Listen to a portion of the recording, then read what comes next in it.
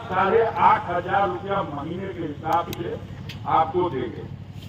फिर एक जो सबसे ग्लोरियस बात है, जिससे मोदी के पैर के नीचे की जमीन सरक गई है और पागलों की तरह से बोलना शुरू कर दिया। ये बड़ा फैसला है। मैं इस फैसले के लिए अपने गठबंधन के नेताओं को धन्यवाद देता हूं, इस देश के बेरोजगार नौजवानों की ओर से। राहुल गांधी ने पूरे देश में इस समय जो वैकेंसी है, जो पद है और रिक्त है, जिस पद है रिक्त है, भर्ती लिखे भाई, 30 लाख पद है ऐसा। पूरे भारत में 30 लाख सेंट्रल गवर्नमेंट का पद रिक्त पड़ा हुआ है, जिस पर भर्ती नहीं निकली। उन्होंने कहा है 4 जून को करना होगी, और अगर सरकार बनी तो 2 महीना 2 सप्ताह 15 अगस्त के दिन इस 30 लाख नौकरियों की भर्ती की प्रक्रिया शुरू कर दी जाएगी। जो बेरोजगार भी हैं और जिनकी आस टूटती जा रही है कि अब हमारा तो उम्र ना रहे फार्म भरे का 10 वर्ष से लटके को, ये उन्होंने डेट दिया है 4 जून की गणना के बाद मात्र 15 अगस्त 2 महीना और 2 सप्ताह का समय लगेगा और ये भर्ती की प्रक्रिया शुरू हो जाएगी। एक चीज और कह दिया कि अब किसी भर्ती की योग्यता का जो अब किसी भर्ती की प्रतियोगिता के लिए इम्तहान अगर क्या आयोजन होगा, जैसा भैया लोग 9 वैकेंसी देना, इस पे कहा है गठबंधन के नेताओं ने कि हम पेपर लीक होने की दशा, इसको रोकने के लिए एक नया कानून बनाएंगे और किसी भी दशा में पेपर लीक करके भर्ती को कैंसिल करने की ये जो प्रक्रिया है, इसको सदा और सर्वदा के लिए समाप्त करेंगे। जो हमारे नौजवानों को आप देखकर 500 ले रहा हूँ तो फरमा में के ऊपर फेर रहा हूँ तो बताओ जाए ओके बैठ के तो अरबों रुपया। ये जिम्मेदारी थी सरकार की कि 500 ले रहा बेटा, 1000 तेरे के चार माफी मांग के लिए हमार चुप भैया हमारी गलती भैया, लेकिन भूल गए। इसके लिए उन्होंने कहा।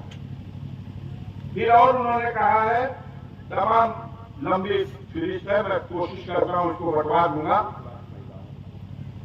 इसमें जो बड़ी बात महिलाओं के लिए कही गई, एक तो प्रत्येक परिवार में, प्रत्येक गरीब परिवार में, बिरला टाटा डालिया सिंह नालिया धीरू भाई अंबानी का परिवार में नहीं, गरीब के परिवार में एक महिला को 1 वर्ष में 1 लाख रुपया उसको दिया जाएगा। घोषणा का हिस्सा है, सरकार बनने के साथ ये घोषणा लागू की जाएगी। कर्ज माफ कर देने के लिए और सारे तमाम नए जो उन्होंने लिया, तो वो फैसले हैं। इसको हम लोगों के पास समय की कमी है, हम इसको बंटवा देंगे, पूरे लोगों को बंटवाइए। आमिर भाई ला के बंटवा दीजिए। हाँ, हमने वो तो बोला है, इसमें कई चीजें और हैं। मनरेगा के मजदूरों की मजदूरी 235 रुपया है ना, कितनी है बताइए? 235 कितना है? वो भी बोले आप लोगों में से सुनने की बात अलग है, हम लोग तो जानी रहे। ना करना 237 रुपया आज की डेट में मनरेगा के मजदूरों की मजदूरी है। ये मनरेगा की योजना कांग्रेस पार्टी के शासन में आई थी। ये मोदी इसको किसी तरह पर जिलाया है। जब किसी भी मजदूर को बताओ ईमानदारी से, आज कहीं भी खेत पे भी काम करने के लिए 300 और 350 मजदूरी मिल जाती है खेत में, बताओ। तो जब जर्नल मजदूरी 300-350 भेजवा, तो सरकार का मजदूरी उससे कम क्यों? मोदी से कोई सवाल नहीं, लेकिन राहुल गांधी ने कह दिया कि अगर हमारी सरकार बनेगी तो मनरेगा की मजदूरी 400 रुपया प्रति दिन के रेट से ये सरकार अभी से कहा दिया। मनरेगा महिलाओं के लिए तो बड़ी बात कही है। आज बेटियां किसी क्षेत्र में किसी से पीछे नहीं। जहां एक तरफ बेटे हर क्षेत्र में नाम रोशन कर रहे हैं परिवार का, वैसे ही बेटियां भी जिस क्षेत्र में उनको परिवार अगर बढ़ा दिया, आगे बढ़ने का मौका दिया, तो वो किसी से पीछे नहीं। आपको पता है कि महिला बिल पार्लियामेंट में पास हो गया, लेकिन मोदी ने लागू नहीं किया। राहुल गांधी ने इस मैनिफेस्टो के माध्यम से लागू किया है और कहा है अगर हमारी सरकार बनेगी तो हमारी गारंटी है कि भारत सरकार में अगर 100 पद है तो 50 पद महिला के लिए और 50 पद पुरुषों के लिए, आधे आधे का बंटवारा, आधी सीटें महिलाओं को दे दो। ये 30 लाख बेरोजगारों की जो भर्ती होगी, इसमें 15 लाख बेटियों के खाते का हिस्सा है। इसलिए ये एक बड़ा क्रांतिकारी फैसला है। इस मैनिफेस्टो को पढ़िएगा। लोग उसको कहते थे कि बहुत सुखवार लड़का हो, पप्पू कहो। अब गप्पू के मुकाबले में जब मामला आया है तो 10,000 किलोमीटर उस पप्पू ने चल के साबित कर दिया कि वो सुखवार नहीं है, वो कश्मीर से कन्याकुमारी तक पैदल चला है 10,000 किलोमीटर। और जो कुछ इस पूरे देश में उसने देखा है, अन्य सहयोगी दलों से परामर्श करके और ये तैयार किया है, जो शानदार मैनिफेस्टो है। इन्हन खातिर गप नहीं मरले कि सबका साथ सबका विकास। अरे बात है, सबका साथ सबका विकास। आप देश को बेवकूफ बनाते हो। एक तरफ आप देश में आग लगाते हो, कहते हो गौ हमारी माता है। अब गौ मांस का व्यापार करने वालों से 250 करोड़ रुपया आप चंदा लेते हो। पता बा के पता बा, बोलो जा। इलेक्टोरल बॉन्ड के माध्यम से इन बेहियाओं ने चुल्लू भर पानी में डूब मरना चाहिए। केहू से ले ले रखो तो, चोर डाकुओं से ले रखो तो, लेकिन गौ मांस का जो व्यापारी है 250 करोड़ रुपए का चंदा। ये कोरोना की महामारी में जो करा रही थी मानवता, जब नदियां और नदियों का इस पार से उस पार पानी का धरातल लाशों से पड़ गया था। चिताओं को जलाने के लिए लकड़ियां नहीं थी, और तब भी मोदी ने देश को मजाक बना दिया। कहा आपदा को अवसर बना लो। कि कैसे बनी सरकार? सही करुणा भाग्य घबरा जमत इतना बजे हे तारीख के अपना अपना घरे एकदम नहा धो के रेडी हो जाएगा।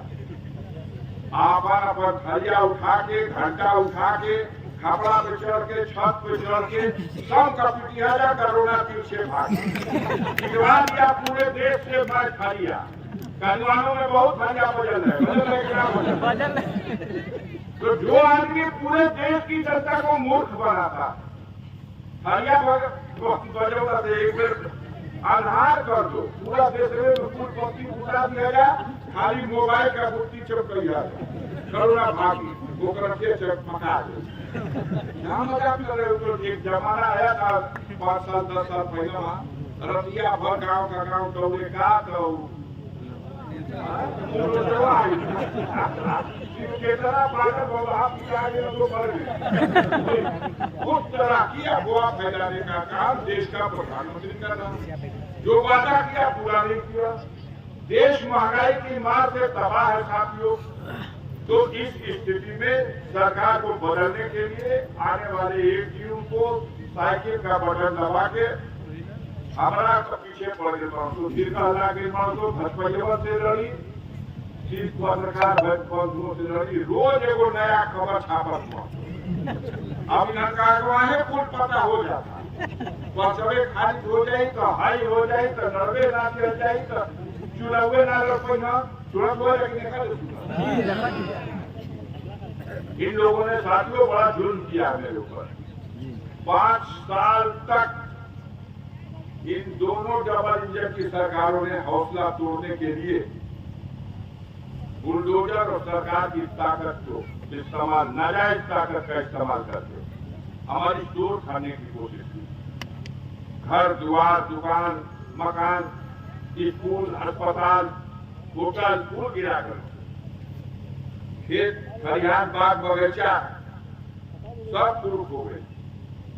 अभी चंद दिनों पहले मेरा छोटा भाई मुख्तार जो बाधा जेल में बंद था, इन कायरों ने निर्ममता पूर्वक उस शेरे दिल इंसान को जहर देकर के उस जेल में जो इनकी कस्टडी में था उसकी हत्या कर दी।